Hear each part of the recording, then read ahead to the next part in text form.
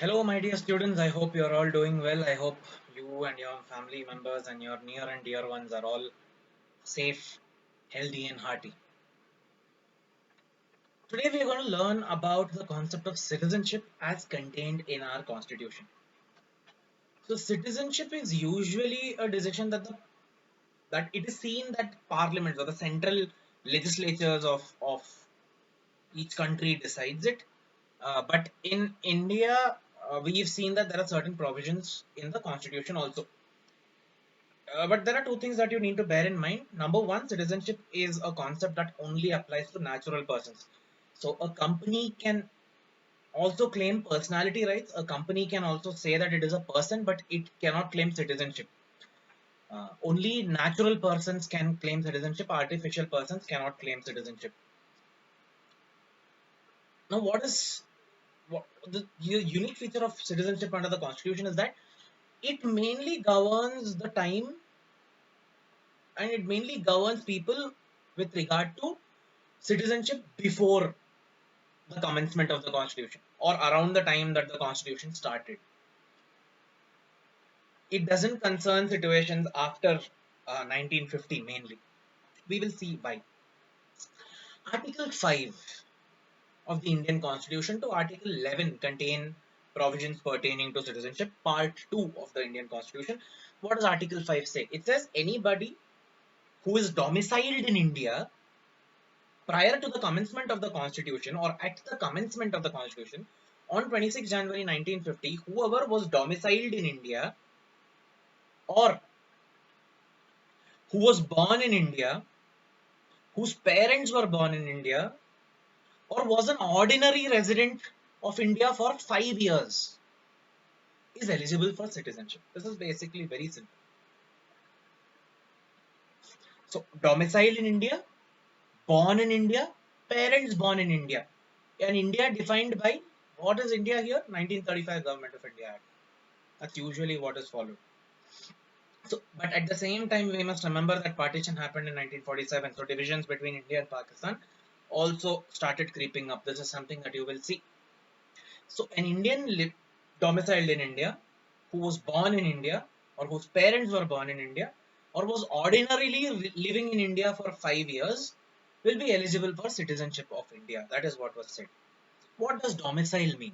Domicile means permanently residing with the intention that you will live there forever. You've lived here for 10 years on, you constructed your own house, but you had no intentions of making this. Your ultimate goal is to sell this house and go back to your land. At the same time, you lived here for 5 years, 4 years, you have nothing to go back to, you like it here. You don't have a house, but it seems like, but you can prove with facts that you want to live in India, then it is assumed that you are a domicile. Usually the 5 year cutoff is there. Usually the 5 year limit is always made applicable. Sometimes it's more. Like in Karnataka, domicile now is 7 years. Normal cases. What does Article 6 say? Article 6 says and talks about the rights of Pakistanis moving to India. So if there are people who are living in an area that became Pakistan after the partition, such people can be given Indian citizenship. Such people can be given Indian citizenship. In what cases? In a case where that person was born in a territory which was called India according to the Government of India Act. So according to the Government of India Act 1935, if a person was born in undivided India, or his parents were born in undivided India, or his grandparents were born in undivided India. So there were a lot of soldiers who went to war and they were arrested. They were detained in Japan. They were detained in territories controlled by Japan. They were detained in Germany, in areas controlled by Germany. And by the time they came back, India had become independent. And they found out that their homeland is in Pakistan. So what do you do? How can I claim Indian citizenship? Simple. Article 6 governs that. So if you were born, your parents were born, your grandparents were born in any territory which was part of undivided India, and they came here before 19 July 1948. If you come before 19 July 1948, then citizenship will be given. If you come after 19 July 1948, simple. You need to go to an officer who is dedicated for the purpose of citizenship and domicile. You go to that officer, register yourself, and that officer will certify after ascertaining. So, anyone who wants to move from regions that were Pakistan, now Bangladesh, but East and West Pakistan, someone who was in some other part but wants to come, however, that their homeland is in now in Pakistan, but they want to live in present day India. If they've come before 19 July 1948, they can claim citizenship. If they come after 19 July 1948, they cannot they can still claim, but not automatically. They need to go to an officer and register themselves. Article 7. What about Article 7 talks about those people who have moved to Pakistan and then have come back. So they were living in what is modern day India. After partition, they moved to modern day Pakistan, but then they came back to modern day India. There were a lot of cases. There were people who were living in India, but after partition, they went to Karachi because they had a business there. Then they realize that they are not welcome in Karachi anymore, that people don't like them, so they sell that business, come back to India. Multiple cases like that have happened. So Article 7 talks about it. Article 7 says, if you have moved to Pakistan after partition, we will assume that you are a Pakistani and not an Indian. But if you come back to India, then we will assume. If you come back to India, we will let you become an Indian citizen, provided you have registered yourself with a citizenship officer.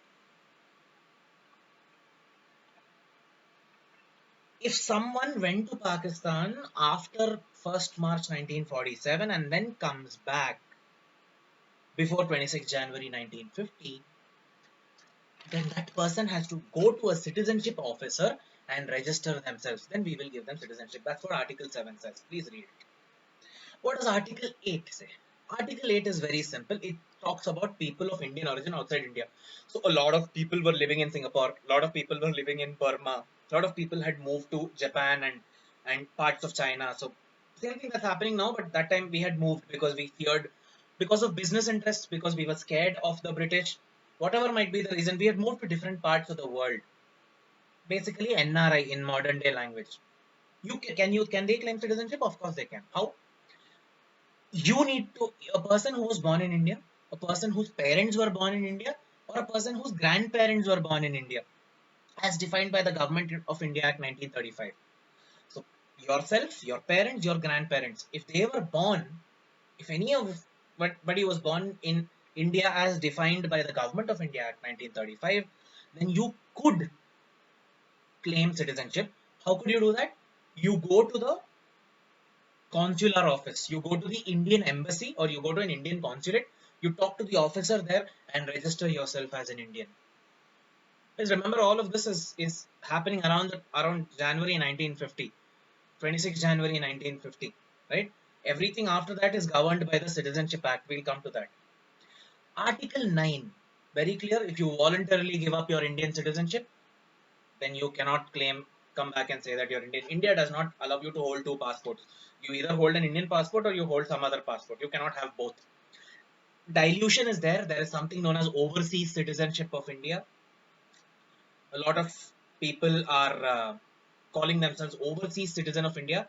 That is not citizenship. That is just a different type of visa. It is a special visa where you're allowed to do a lot of things. You're allowed to buy a lot of property that foreigners are not allowed to buy.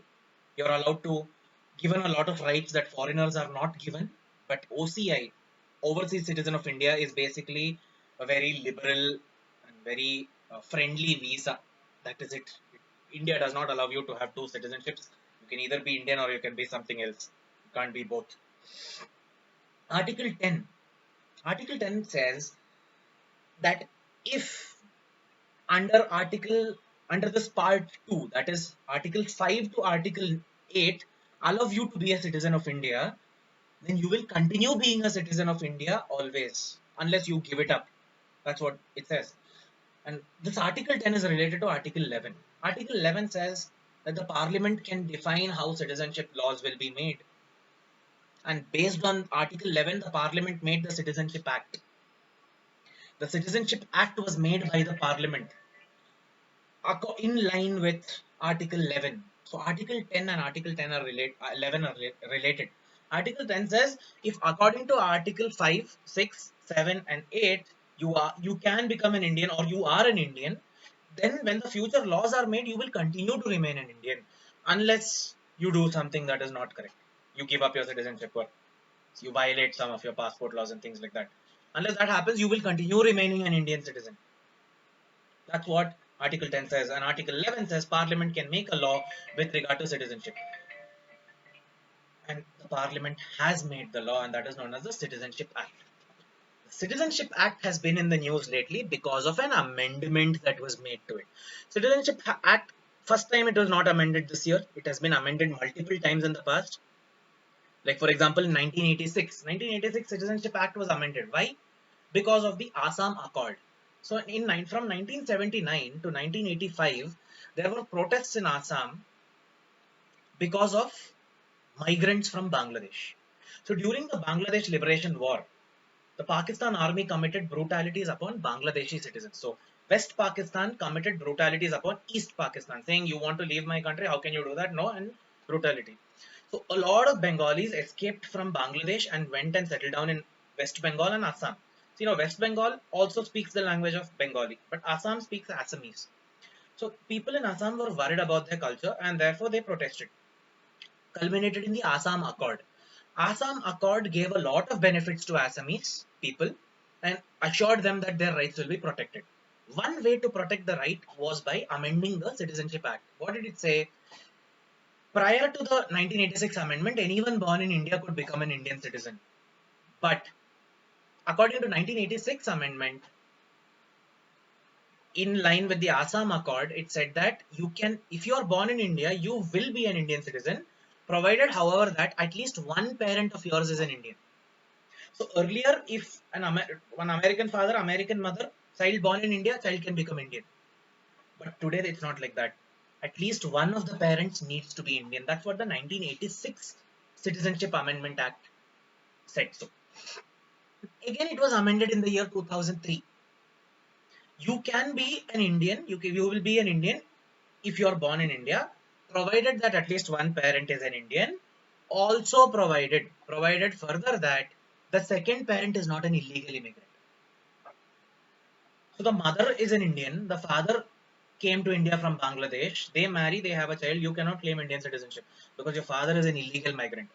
Your father came to India from Bangladesh with a valid visa. Your father is working in Kolkata as um, a bank employee. Your father is working in Kolkata as a software engineer with a valid visa. Indian Embassy has given visa stamped. Indian High Commission has given a valid stamped visa.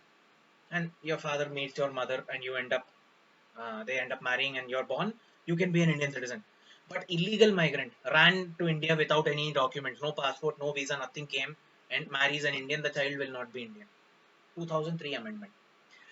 Earlier, when we learned the cultural and educational rights, Article 29, Article 30, we saw a case, Sarbananda Sonowal versus Union of India.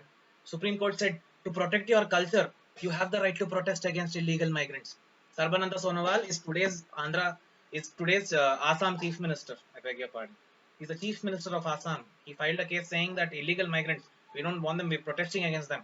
Our culture is lost. And that is why Assam is protesting against the CAA of 2019. Why? 2019 CAA has said that illegal migrants will not be allowed, we'll try send them back, provided except in situations where these illegal migrants have come from Pakistan, Afghanistan, or Bangladesh, and they belong to a religious minority in that country. So if you're a Hindu, you're a Christian, you're a Parsi, you're a Jain, you're a Buddhist, and you belong to Pakistan, Afghanistan, or Bangladesh, then you are a religious minority in that country. And because of your minority status in that country, if you have run away to India, then we will give you citizenship. Even without passport, even without visa, if you belong to these religions, and if you have come from one of these countries, then we will give you citizenship, provided that you have come before 31st December 2014. So 1st January 2015 and onwards, not allowed. Before that, if you have come, we will give you citizenship. That is what the CAA of 2020 says, 2019. What is the problem now? The problem in Assam is the Assamese people are saying that our culture needs to be protected. Assam is a state that was created for Assamese people based on Assamese language. Like Karnataka was created on the basis of Kannada, Bengal on the basis of Bengali language, Kerala on the basis of Malayalam language, so on and so forth. Similarly, Assam on the basis of Assamese language. And in our own state, we won't even be 50%. And you're giving them citizenship status. That is why Assam is protesting. They're afraid of their culture. They're worried about their culture. Other protests believe that this is discriminatory. Other protesters are saying that why are you excluding one religious community? Alternatively, why are you only looking at countries like Pakistan, Afghanistan, and Bangladesh where Muslims are a majority? Why aren't you including Sri Lanka where Buddhists are a majority and Muslims are persecuted in that country? Tamils are persecuted in that country. In Myanmar, which is our neighboring country, Buddhists are a majority. State religion Buddhism. Rohingya Muslims are targeted. Even Rohingya Hindus are targeted. Why aren't you including Myanmar as a country? Why? Why this discrimination? It is a violation of Article 14. That is what the protesters are saying. Is it a violation of Article 14? As students of the Constitution, we should wait for the Supreme Court's verdict. A case has been filed before the Supreme Court, including by the United Nations Human Rights Chairperson. The Supreme Court has taken note of the matter. Notice has been issued to the center, and the center is going to decide. The center is going to present its argument, and the Supreme Court is going to decide. This is linked to something known as the NRC exercise. The NRC exercise is the National Register of Citizens. This NRC is supposed to provide a one location for all people who call themselves Indian citizens. It is said that it is difficult to obtain the documents that are necessary to prove your citizenship. It is said that in Assam, people who have lived in India for the last 300 years are not able to find papers, and that is why their name is not coming on NRC. So people are saying, let's see, if you are a Hindu or a Christian or a Buddhist or any other minority, so-called minority religion from any of these places, even if you don't have papers, it's okay. You can say that you came from Pakistan, you're a Hindu, but you came from Pakistan, so they'll give you citizenship. But if you're a Muslim and you don't have papers, then you will not be able to prove your um, citizenship because you don't have papers. Then they'll say you're a Muslim, you're not an Indian citizen. That is what people are alleging. The government of India has said that no such thing is, that it is not true.